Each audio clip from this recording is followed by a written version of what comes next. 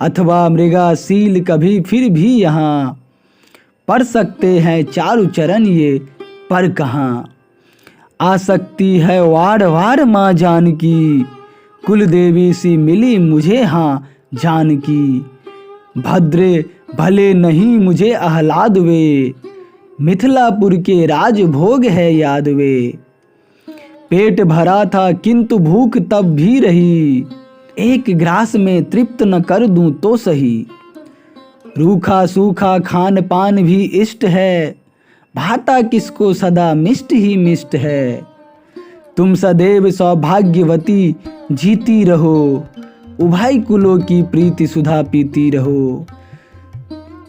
सिरगुह ने हंस उन्हें हंसा कर नत किया, प्रभु ने तक्षण उसे अंक में भर लिया।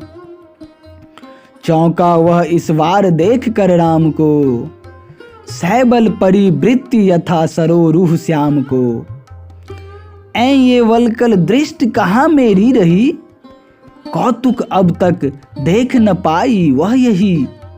कहिए ये किस लिए आज पहने गए, कहाँ राज परिधान और गहने गए। क्या मुनि बनकर हरिण भुलाए जाएंगे, क्या वे चंचल सहज समीप न आएंगे। किसी वेश में रहे रूप ही धन्य यह, जय आभरणा वरन मुक्त लावण्य यह। वचनों से ही तृप्त हो गए हम सखे, करो हमारे लिए न अब कुछ श्रम सखे। वन का व्रत हम आज तोड़ सकते कहीं, तो भाभी की भेंट छोड़ सकते नहीं।